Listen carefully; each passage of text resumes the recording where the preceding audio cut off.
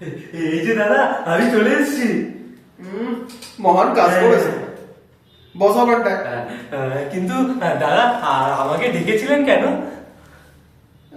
ডেকেছিলাম কারণ একটা কথা জানতে চাই। কি কথা? তোর পাড়াতে ওই টাকুর টুকুর মেয়েটা কে রে? আগে কোন মেয়েটা? ওই আমি কালকে দেখলাম বটগাছের ওখানে বাড়িটাতে আছে, দৌড়ে ঢুকে গেল, কোমরে একটা কলসি নেয়া। ওটা কে রে? ও ওই মেয়েটা, ওইটা তো হারানের মেয়ে গো। হারান? হ্যাঁ। কোন হারান?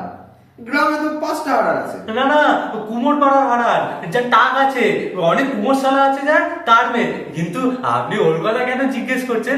আমি তোকে খুব ভালোবাসি। কি ভালোবাসিস? হ্যাঁ, কিন্তু এখনো বলতে পারিনি। বলতে যখন পারেনি আর বলে কোনো লাভ নেই। বস ওখানে চুপ করে, না হলে এই বন্দুক দিয়ে এমন গুতবো বা ভালোবাসা জানলা দিয়ে পলায় যাবে।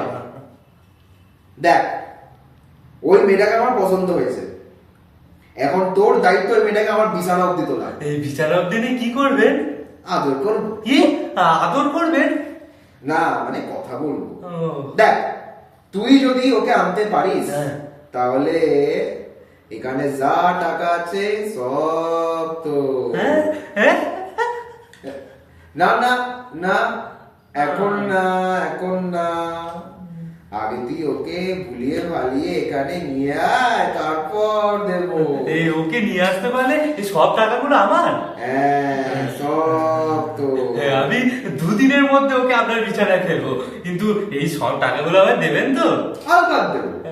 মা কালের দিব্যি বলছি দেবো। হ্যাঁ, আমিও মা কালীর দিব্যি বলছি, আমি দুদিনের মধ্যে ওকে আপনার কাছে আনবোই আনবো। তাহলে আমি যাই গুরুদেব। হ্যাঁ যা। না বস। হ্যাঁ, না থাক। বের এখানে, এখন বলে আছিস তুই। একবার বলে বেরো, একবার বলে বস। বেরো।